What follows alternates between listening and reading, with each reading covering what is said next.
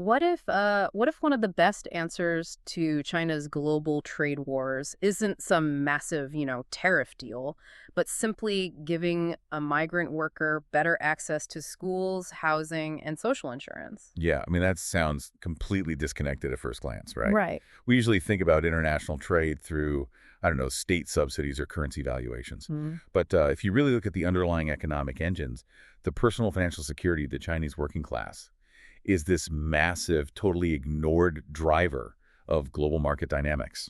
Welcome to today's deep dive. We are unpacking a really fascinating article from The Economist. This is from May 28th, 2026. And the mission here for you listening is to connect this very domestic, very personal Chinese policy to a literal multi-trillion-dollar global economic issue. Exactly. We're not just talking about abstract economics today. We're talking about the real lives of hundreds of millions of people. Hundreds of millions, yeah. And to really wrap our heads around that, we need to define two core terms right off the bat. The first is hukou. Hukou is basically China's household registration system. It's essentially an internal passport. Right. It ties your official identity to your official place of origin, which is very often a rural village. And it dictates everything, right? Your access to urban public services, healthcare, schools. Everything, yeah. Which brings us to the second term you need to know, which is the floating population.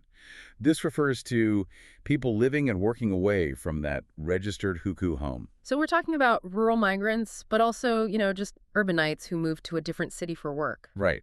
And to give you a sense of the scale here, by the end of 2025, there were 131 million people who had left the countryside to work in cities. 131 million, just from the countryside. Just from the countryside.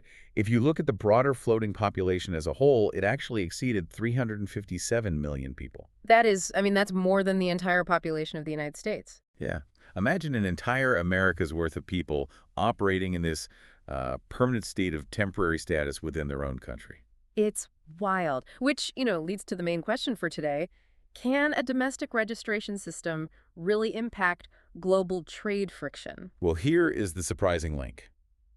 When you have an urban workforce of that absolute magnitude operating without the safety net of full local status, you create what economists call invisible walls. Invisible walls. Okay, let's define that. So an invisible wall is basically a policy boundary inside a single city. It separates the registered locals from the unregistered residents. Even if they live right next door to each other. Exactly. You could have lived in Shenzhen for 15 years, but because you sit behind that invisible wall, you still lack full access to local healthcare, public education, and social insurance. Right, so if you get sick, your rural insurance barely covers the urban hospital bills. Or you have to pay, crazy out-of-pocket fees just to send your kid to a decent local school. Right, and that vulnerability forces a very specific psychological and financial reaction. Which is our next big term, precautionary saving. Basically, you save extra money because the future feels incredibly risky and you know you don't have a social safety net to fall back on. The mechanism is simple. If you are walking a tightrope without a net, you don't spend your surplus income on a new smartphone or a nice dinner. You hoard it. You're saving for a rainy day because you know you're entirely on your own. Exactly. And we have the data to back this up. There was this really revealing 2024 paper linked to the IMF, and they looked at the period from 2012 to 2022. And they controlled for things like income and education, right? To make sure it's just the hukou effect. Right, apples to apples. And they found that migrant households with a rural hukou saved 6.8 percentage points more on average than totally similar households that had an urban hukou. 6.8 percentage points more. That's a massive chunk of your income to just lock away. Multiplied by hundreds of millions of people.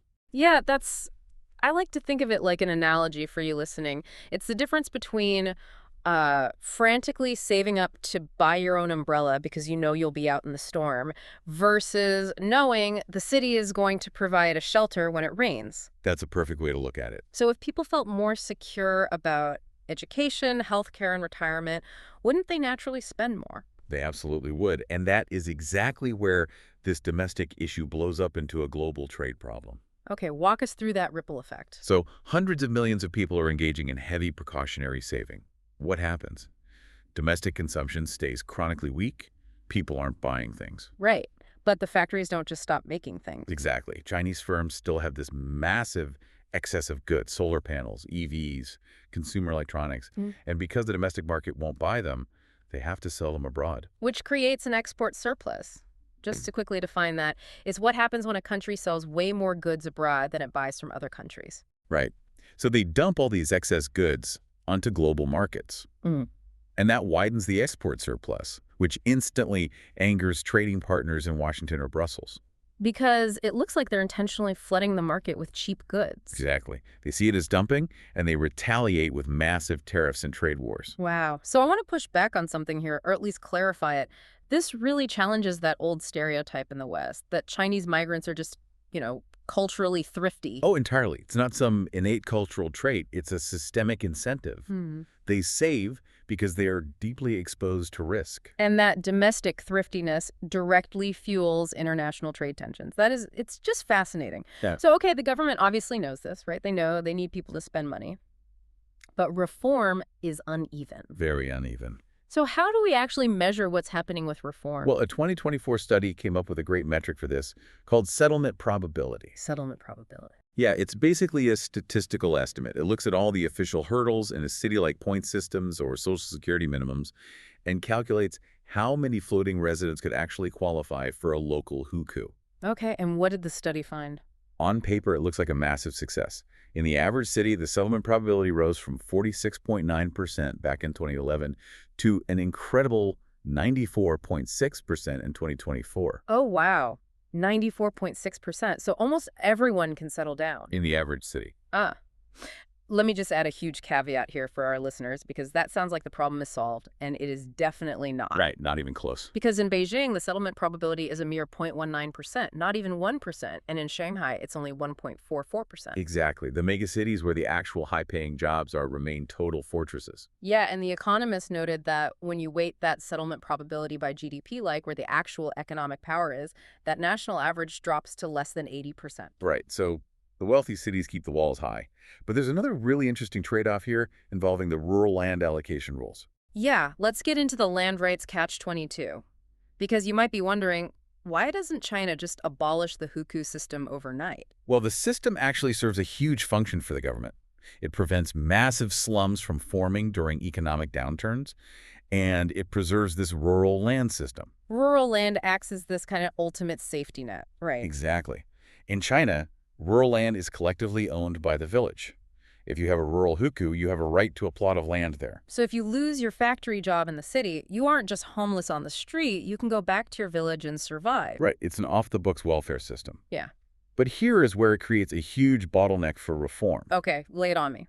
Why might some floating populations refuse an urban hukou even if they qualify for one? Because to get that urban hukou, you often have to forfeit your rural land rights. Oh, wow. So you have to give up your only real safety net. Exactly. A lot of migrants look at the deal and say, I don't want to give up my land back home just to get a piece of paper in a poorer third-tier city that doesn't even have good jobs. It's like that Groucho Marx joke they mention in the sources. Oh, yeah, I love that one. He said, I wouldn't want to belong to any club that would accept me as a member. If you're a go-getting migrant worker, you don't want a hukou from a city that's desperate enough to let you in so easily. Exactly. The cities that make it easy to settle usually have terrible economic prospects. Yeah. The cities with great prospects make it nearly impossible. So if handing out new hukous isn't really working to fix the savings problem, what is the government doing? Well, they're trying a completely different approach now. They're trying to make the hukou irrelevant. Making it irrelevant? How? By decoupling the public services from the official registration. On May 22nd, 2026, China's State Council actually issued a directive urging cities to extend public services to unregistered residents. Oh, so you don't need the internal passport to get the benefits anymore. Exactly. They're lowering the barriers for things like housing, schooling, and community health clinics, even if you don't have the official paperwork. They aren't handing out more internal passports. They're just making those invisible walls much shorter. Exactly. And it is actually working. Really? Do we have data on that? Yeah, remember those IMF economists from earlier? Yeah. They tracked this exact shift. They looked at the savings rate gap between city dwellers with an urban hukou and those without one. Okay. Back in 2014, the gap was huge, 11.8 percentage points. So unregistered folks were hoarding almost 12% more of their income. Right. But by 2022, as these piecemeal reforms rolled out and services expanded, that gap narrowed all the way down to just 3.2 percentage points. Wow, from almost 12 down to 3. That is, I mean, that proves it, right? The second people feel even a tiny bit more secure, they stop hoarding and start spending. Exactly. And that brings us full circle. Because if they start spending, the domestic market absorbs more of those manufactured goods. So there's less excess capacity to dump on the rest of the world. Exactly. Yeah. The final implication is that if China wants other countries to stop building literal tariff walls against its goods, it has to continue tearing down the invisible walls inside its own cities. Social policy at home is the absolute key to reducing economic friction abroad. It really is. That is just, it's such a massive shift in how you think about global trade.